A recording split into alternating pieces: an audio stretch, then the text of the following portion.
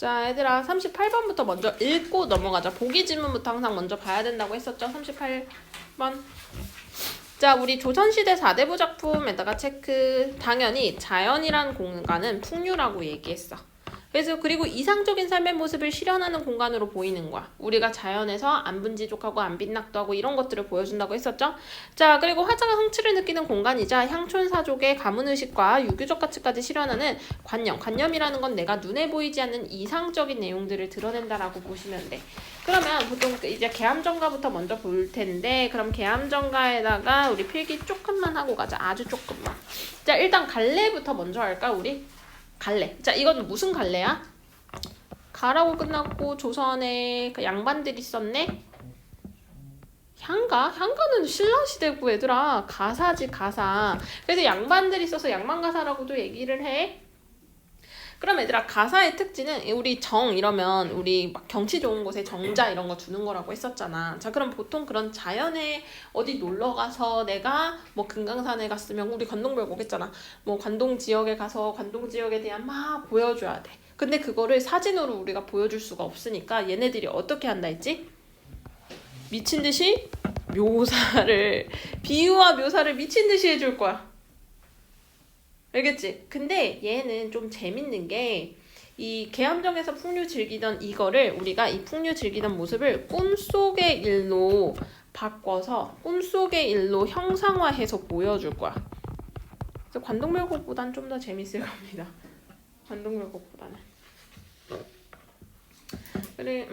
그리고 실은 얘가 이제 눈을 나중에는 좀 잃거든. 그래서 읽기 전에 이제 이 계암정의 모습을 이렇게 그려낸 거라고 보시면 돼. 한번 같이 보자. 청춘에 이제 병이 들어서, 자 여기 밑줄 쳐. 아까 선생님이 얘가 눈을 잃었다 했잖아. 그러니까 얘가 눈을 이제 잃은 거야. 공산에 누웠더니 한 조각 남은 꿈에다가 밑줄. 이게 꿈으로 들어가는 과정, 인몽에 들어가고 있을 거야. 이제 호랑나비 날개 빌려 강한 바람에 곱비 잡혀 남포로 내려갔대. 초선도가 어디면요? 계암정이 여기로구나. 자, 그러니까 얘들아 요 장면은 어떤 거냐면 호랑나비의 날개를 빌렸다 했잖아. 그치? 그러면 실은 화자가 나비가 된 거야. 꿈에서. 빌려서 바람을 타고 가서 남포로 내려갔대. 그러면 뭐 약간 이런 거는 신선선자 이런 거 외우라고 했었죠. 거기가 어디지? 아, 그게 바로 계암정이구나. 그래서 나비가 되어서 어떻게 계암정으로 간 모습이야. 찾아간 거야. 나비가 돼가지고. 어주에 흘러타고 백구에게 길을 물어봤대. 자, 어주면 얘들아 이런 한자 몇 개는 외우라고 했었죠. 고깃배잖아. 자, 선생님이 뭐라고 했어? 배 나오고, 특히 낚시하는 배 나오고, 백구가 뭐였지? 흰 갈매기가 나와. 그럼 무조건 뭐라고 했어? 자연친화, 무육 이런 거 상징한다고 무조건 보라고 했었죠. 자, 심지어 얘네한테 이 백구한테 길을 물으는데, 그러니까 의인하고 있죠. 그리고 자연하고 친구된 거잖아. 얘한테 길을 친근하게 물을 수 있을 정도로. 굽이굽이 돌아드니 수석도 이제 맑고 곱다. 시냇가에 누운 돌은 석국처럼 벌려있고. 자, 그러면 지규법도 쓰고 있죠. 그럼 석국이라고 한 공간은 석국 돌 바둑판 같다라고 표시되어 있네. 비유한 거야. 그래서 돌틈의 솟은물은 표주박 술잔이 띄어있대. 자, 얘들아 그 고전에서 자연에서 술이 나오면 무조건 얘는 뭐라고? 풍류라고 보라고 했습니다. 등나무를 후려잡고 석국을 뒤져 밟아서, 우리 석국처럼 벌려있다라는 거는 이 시냇가에 누운 돌을 밟았다고 한 거야. 알겠죠? 그래서 위에 있는 비유를 여기다가 끌고 온 거야. 뒤져 밟아 높은 창을 받비 열고 주인님과 함께 인사하니 건장하도다 뛰어난 풍채, 거룩하도다 고령의 건강. 자, 여기 쫙 밑줄. 자, 얘는 지금 예찬하고 있죠? 뭐뭐 하도다 이러면서 예찬하는 거야. 누구를 예찬하는 걸까, 얘들아? 영감. 그렇지. 그래서 여기다 써. 계암정 주인에 대해. 주인 영감한테 얘기하는 거야. 알겠죠? 자, 그러면 뭐뭐하도다 뭐뭐뭐. 뭐뭐하도다 뭐뭐뭐뭐. 자, 무슨 법? 대구. 대구도 쓰고. 자, 순서가 어떻게 돼 있어? 바꿔 있잖아. 도치도 쓰고 있다. 수사적인 기법은 당연히 물어보잖아. 의존 삼형제는 아버님과 놀고. 색동옷 입은 아이. 재롱 노래자가 부러울 소냐. 자, 얘들아, 부러울 소냐. 설이죠. 부럽다 안 부럽다? 부럽지 않아. 검은고 비파와 서책은 책상 위에 둘러있고 뛰어난 자식들은 뜰 앞에 발려져 있구나. 자, 얘들아, 요 내용 딱 봤을 때 요거 어때? 너무 교과서적인 화목한 가정처럼 보이지 않아? 그래서 이상적인 모습, 이상적인 삶을 보여주고 있는 거야. 자식도 이렇게 유복하게 낳고 심지어 그 형제들끼리도 사이도 되게 좋아.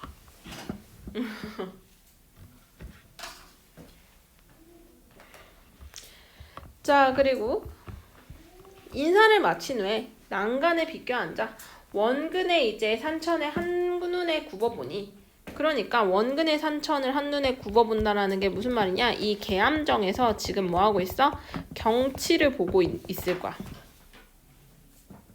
계암정 주변에 이제 경치를 우리가 화자가 보고 있는 거야. 동치병, 서치병은 봉우리도 수려하고. 그러면 경치를 보면 항상 우리가 묘사한다고 했었죠. 그래서 동치병, 서치병이라고 되어 있는데 여기 이 병은 병풍이야, 얘들아. 병풍. 봉우리가 있다고 하니까 얘는 진짜 병풍이 아니라 뭘 것 같아? 산이야. 산을 병풍에 빗대어서 표현한 것뿐이야. 알겠지? 그러니까 동쪽에 있는 병풍, 서쪽에 있는 병풍이라는데 실은 산이야. 동쪽 산, 서쪽 산, 봉우리가 수려하고, 그러니까 쫙 산이 둘러싸여 있는 거죠. 우리나라 특징이 이렇게 산맥을 따라서 흘러가고 있잖아. 기암괴석은 이제 특이한 돌들은 골짜기마다 절경이로다. 자, 뭐뭐하구나 라는 거는 얘들아 영탄적 어조라고 했었죠. 감탄하는 겁니다. 1월산 한 줄기는 남록으로 뛰어내려 골짜기마다 용이 서려 있고 범이 웅크리고 있어. 이것도 다 뭐 하는 거? 묘사, 비유하는 거야. 알겠죠? 그만큼 기운이 특이하다라고. 청산기 밖에 구비구비 백내에 있다 이거는 이제 얘들아, 청산, 푸른 산은 알잖아. 벽계도 좀 외우셔야 되는 단어라고 분명 얘기했거든. 벽계가 무슨 뜻이야? 시냇물. 알겠죠? 푸른 시냇물을 벽계라고 얘기합니다. 이거 벽계수부터 해가지고 되게 많이 나오는 어휘라고. 알겠지? 그러니까 산과 시냇물이 구비구비 백내에 있다 있는데 외로이 부용복만 무슨 일로 홀로 솟아서 벌어 흩어져 갈라져서 항날개에 솟았는 듯 이런 것들 다 비유하고 있죠. 수충대 내려앉아 그윽한 터가 되니 좌우 여러 산 봉이 너를 위해 생겼던가. 얘들아, 여기서 너에다가 체크. 자, 그러면 퀴즈입니다. 여기서 너는 누구니? 뭐라고? 계암정. 잠깐만. 자습하고 있었던 거야. 지린다 TV. 여기서는 어떤가? 그러면 너는? 계암정 아닙니다. 부용봉이야. 자, 여기가 많이 헷갈리죠? 다시 한번 봐봐. 부용봉만 홀로 솟아 흩어져서 갈라져서 하계 날개가 솟았는 듯 내려앉아 그윽한 터가 돼 있네 라고 부용봉에 대한 묘사를 쫙 했어. 그치?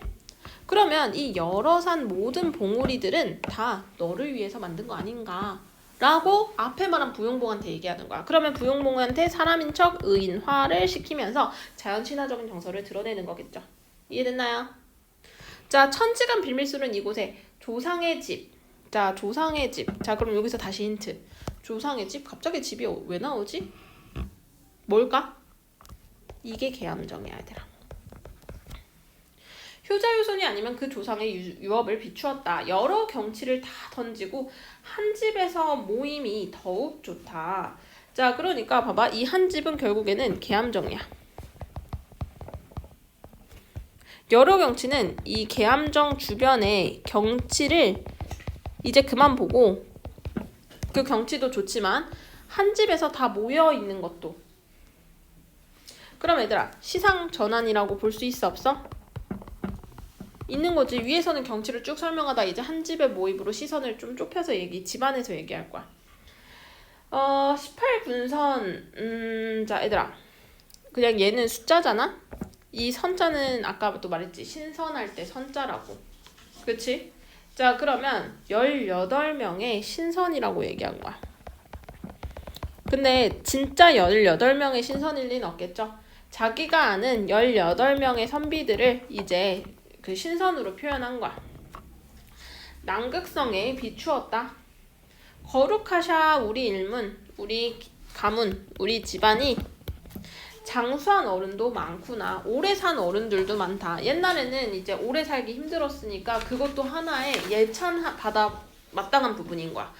사람마다 백발이요, 얼굴마다 황구로다. 얘들아, 백발? 쌤 백발은 안 좋은 거잖아요. 아까 말했잖아. 장수한 어른들이 많다라고 얘기하는 거야. 그러니까 오래 산 어른들이 많다. 그래서 다들 사람마다 다 머리가 하얗게 새어 있어. 근데 아직 살아계신 거야. 그리고 얘들아, 황구라는 단어는 체크가 안 돼 있어서 나이가 많은 노인을 황구라고 얘기해. 알겠지? 그러니까 장수한 어른이 많네. 백발이고 얼굴마다 다 노인의 얼굴들이다. 라고 구체적으로 묘사해 준 거야. 향상구로 못 보거든 낙중기역 여기 왔다. 이런 밑에 있는 단어들은 체크하세요. 알겠죠? 단청을 그려내어 이때를 밝히고 싶대. 그러니까 단청이라는 거는 좀 많이 들어봤을 텐데 단청? 우리 막 옛날 집들 보면 궁궐 같은 데 보면 벽이나 기둥에 막 있는 그림이 있지. 벽이나 기둥에 있는 그림 같은 거. 막 색색들이 초록색에다가 막 위에다가 뭐 그림 같은 거 막 핑크색이니 뭐 막 그림 그려놓잖아. 그런 거야. 그려내어 이때를 밝히고자 석벽에 새겨내어 옛일을 전하게 하고자 임주술을 내년이라 이날에 다시 놀세. 그러니까 이렇게 잘 놀고 이렇게 하는 거를 다 기록에 남기고 싶다 인 거야. 알겠죠? 자 그럼 소학사 예풍류를 손에 옮겨 묻혀두고 술잔에 가득 부어 장수기원을 그러니까 오래 사는 걸 기원을 다시 하니 자 근데 너네 이거 소학사는 좀 체크를 해야겠다. 이거 소동파라고 해서 우리나라 시인 아니야. 중국 시인이야. 유명한 소동파 시인을 얘기하는 거야. 소동파의 그 옛 풍류를 손에 옮겨 붙여들고 그러니까 무슨 말 옛 술잔 들고 있잖아. 나의 그 옛사람들의 풍류를 여기다가 그대로 담아내서 원샷 하자 이거야. 장수기원에서 자 남산의 송백은 푸르구나. 축수를 마친 후에 그래서 이제 장수를 기원했다 이런 게 축수야. 군선의 손을 잡고 초선도로 가려 하니 청청의 하계 소리 깨달으니 자 강몽입니다. 아까 있는 이 군선들 신선들의 손을 잡고 나 신선들의 세계로 가려고 하니까 나 꿈에서 깬 거야. 강몽. 알겠죠? 어려운 작품은 아니었어. 할만하죠? 이게 너네가 늘 그렇듯이 가사는 재미없어. 그 내용을 묘사해서 재미없지만 얘는 그래도 꿈속으로 빗대어서 얘기했기 때문에 그래도 꽤 괜찮습니다. 알겠죠? 자 그럼 나 지문을 보기 전에 여기부터 볼게. 나는 어떤 거 비싸겠지만 자연의 속세와 단절된 4대부. 그래서 조화를 이루고 인격 수양을 실천하는 은일. 은일이라는 건 은거라고 보시면 돼. 얘는 이제 수필이니까 보자. 나이벗 이군 개우는 어릴 적에 처가를 따라서 자 근데 산 남쪽 영곡리에 살았대. 얼마 뒤에 그는 또 집 곁에 책을 보관하고 손님을 영접하기 위한 집을 짓고 청정가게라 했대. 그럼 얘들아 이군 개우가 이 청정가게 뭐겠어? 주인이 되는 거야. 얘가 청정가게 주인인 거야. 이군은 청정가게 왕성된 이로 상골백성과 들녘노인들 모두들 와서 보고는 경이로 알고 지나가는 나그네도 모두 돌아보나 머뭇거리며 신선의 거처가 아닌가 생각할 정도로 어떻게 사람들의 반응을 묘사해줘서 청정각에 대해서 야 이거 굉장히 기이한 공간이야. 굉장히 신비로워 보이는 공간이야 라고 알려주는 거야. 나는 그 위에 올라가보지 못했지만 요것도 체크를 해놔. 너네들 많이 틀릴 수 있으니까. 보통 막 묘사하고 되어 있으면 같다고 생각하겠지만 가지 않았어. 알겠죠? 오래전부터 그 아름다움 상상해오다가 어떻게? 근자 최근에 한번 가서 이군을 따라 며칠 동안 누각의 경관을 구경하게 된 거야. 드디어. 자 그랬더니 청정각은 모두 아홉칸으로 마루는 이제 시원하고 방은 따뜻하고 둘레에 난간이 쳐져 있고 창과 출입문은 깨끗하면서 왕골자리에 시원하게 깔려 있다라고 사진으로 표현을 못하니까 우리가 뭘 한다? 구조도 다 그 내가 본 것도 다 묘사해서 알려주는 거야. 알겠죠? 어렵진 않지? 자, 뭐 기안개석에서 바람도 시원하더라 싹 다 묘사하고 있죠. 뭐 구조도 드러내고. 이구는 각건의 도포를 입고 그 사이 한가로이 지내면서 날마다 깨끗이 청소를 하고 그리고 향부를 피워놓고 글을 읽고 시를 입조라 피로해지면 지팡이를 끄고 천천히 거닐면서 꽃에 물도 주고 나무를 심으면서 위로는 산하늘 바라보고 아래에는 샘물에 발을 씻고 하니 종일토록 한가로운. 그래서 이렇게 한가로운 모습을 강호 한정의 모습을 보여주고 있죠. 그래서 새 속에 속새 잡다한 일은 없다. 왜? 자연에서 멀리 있으니까. 그치? 자, 그러면 얘들아 이렇게 여기 쫙 밑줄 쳐. 새 속에 잡다한 일은 조금도 없다가 바로 평가야. 그 평가가 뭐야? 은일의 공간. 새 속에 욕심을 부리지 않고 평화로이 지낼 수 있는 은일의 공간으로서의 자연을 평가한 거야. 알겠죠? 이곳의 환경과 이군의 이름 모두 맑다고 할 수 있으니 누각이 청정각이라고 이름을 얻은 것은 당연하다 라면서 또 평가를 하고 있는 거야. 알겠지? 다 이거는 하겠다라고 평가. 그러니까 글쓴이의 생각이야. 그럴 가치가 있다. 그럴 이름이 지어진 가치가 있다. 그 정도로 맑고 깨끗하고 너무 좋더라 얘기하는 거야. 근데 환경은 외물이고 일은 거진 자취다. 환경을 따르면 왼면만 타고 내면은 잃게 되며 일에 얽매이면 거친 것만 얻고 정밀한 것을 잃게 되니 이로써 청은 되지만 청의 지극함은 아니다. 갑자기 이게 무슨 말이야? 자, 그러니까 얘들아 여기 거기 묶어보자. 환경을 따르면 외면만 탐하고 내면은 잊게 되며 일에 얽매이며 거침만 감고 정밀한 것을 잃게 되니 이거는 얘들아 바람직하지 않은 태도야. 올바른 태도가 아니야. 그거를 이제 보여준 거야. 그러면 우리가 청정각이라고 이름을 지었는데 청이 2번이잖아. 그치? 근데 문제는 청 자체는 맑으니까 그 근처가 근데 청의 지극함은 될 수가 없다라는 거야. 그러니까 무슨 말이야? 수양이 제대로 되지 않으면 안 돼. 환경만 깨끗하면 뭐하니? 니네 마음도 깨끗해야지. 알겠지? 자, 내가 보건대 이구는 사람됨이 온화하고 단박하여 세속적인 이익에 무관심하대. 자 얘들아 뭐하고 있어? 인물에 대한 평가를 직접적으로 나타내고 있습니다. 성격 직접 제시하는 거죠. 뭐 요약적 제시, 뭐 제시 다 되는 거야. 그리고 얘들아 너네 제일 많이 틀리는 게 추상적으로 제시하여 추상적 되는 거야. 잘 기억하세요. 추상적 된다고 했어. 직접 제시는 추상이라고 했습니다. 착하다, 단박하다 이런 거는 얘들아 다 추상적인 단어야. 비단 옷을 입고 옥을 차는 부귀한 집에서 태어났지만 그러니까 얘는 씨는 뭐야? 좀 부유한 집안이야. 부유해. 근데 문제는 그의 용모는 들판에 학가 같고 그의 기운은 깊은 순에 성하는 난초. 난초에다가 빗대었네. 난초는 얘들아 선비로서의 괜찮은 태도를 보여주는 거야. 그러니까 선비도 결국 양반을 잃은 말인데 좀 깨끗한 애들들 그런 애들들을 우리가 선비라고 얘기를 하거든. 그는 실로 탁한 세상에 맑은 선비다. 그러면서 뭐하고 있어? 평가하고 있어. 평가하고 있어. 근데 그 평가가 어때? 굉장히 긍정적인 평가를 하고 있습니다. 만일 여기에 만족하지 않고 도의로 자신을 연마하여 학을 물어 밝고 활달한 근원에 도달하고 본심을 지켜 텅 비고 밝은 본체를 길러서 투명한 유리벽이나 맑은 가을달과 같았던 연평처럼 외물의 누를 깨끗이 씻어내어 마음 속을 해맑게 할 수 있다면 이는 천하에서 가장 완전한 맑음일 것이다. 그렇게 되면 이 누각에서 하는 것이 부끄럽지 않을 것이니 이군이 이 누각의 이름을 정한 것은 그 뜻이 분명 있을 것이다. 분명 있을 것이다. 그 뜻이 여기에 있을 것이다. 그러나 청이라고만 말하지 않고 굳이 그 글자를 중복한 이유는 스스로 제3 다짐하는 깊은 뜻을 나타낸 것이다.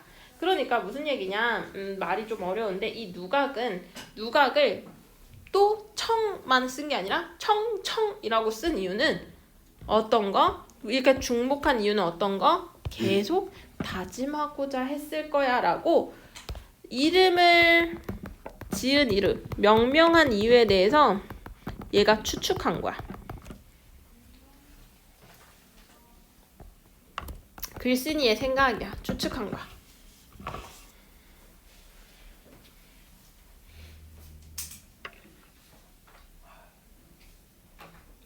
됐나요? 그래서 청청각 두 번 왜 똑같은 단어를 두 번 얘기할 필요 없는데 청청각이라는 건 환경에만 매몰되지 않고 인격 수양도 해야 된다 그 얘기인 겁니다. 어렵지 않지? 그래서 얘들아 기에다가 동그라미. 자 기면 뭐지? 기가 뭐지? 우리 설자도 있고 기자도 있고 뭐야? 고전 수필입니다. 갈래상의 특징들 나옵니다. 됐나요? 그래서 결국에는 이 글을 읽는 우리 기라는 게 기록으로 남기는 거잖아. 근데 그 우리 수필의 특징은 교술적인 게 있어야지. 어떤 교훈을 전달하고 싶은 거야? 야, 니네도 환경에만 매몰되지 말고 인격 수양해야 돼. 자연 좋아. 근데 자연 안에서만 계속 놀면 안 되고 우리는 그 자연의 깨끗함을 보면서도 우리의 인격 수양도 해야 돼. 그런 게 우리 양반 사대부로서의 은이라는 공간인 거야 라고 알려주는 겁니다. 됐나요?